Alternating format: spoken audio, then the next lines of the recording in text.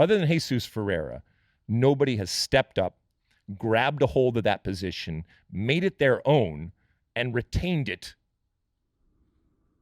except for Jesus Ferreira. And even Jesus Ferreira has done it in an unconventional way and a non-traditional way in the way that he plays that position. Now, has he been effective? Yes, but Jesus Ferreira, in my expert opinion, looks nothing like, the people that we talk about in the past. Your Josie Altidores, your Brian McBrides, your, Eric Winalda, whoever. You can go back with these types of traditional number 9 strikers that I think Greg Berhalter envisioned happening, but then he recognized that it just didn't for whatever reason. And we even asked him that, and he said, I don't know.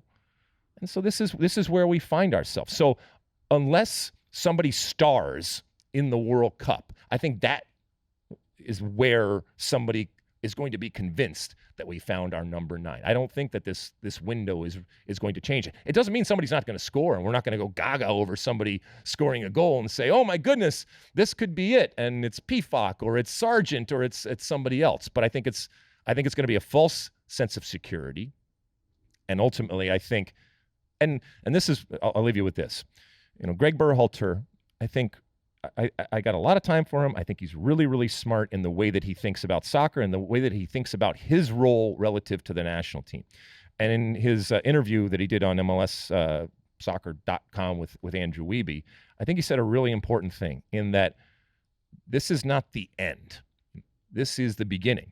And if it is to be believed that we have this incredible depth and young talent, albeit inexperienced, then the reality is we have many, many years of watching these players develop and hopefully develop in the right way and be positive and progress and grow.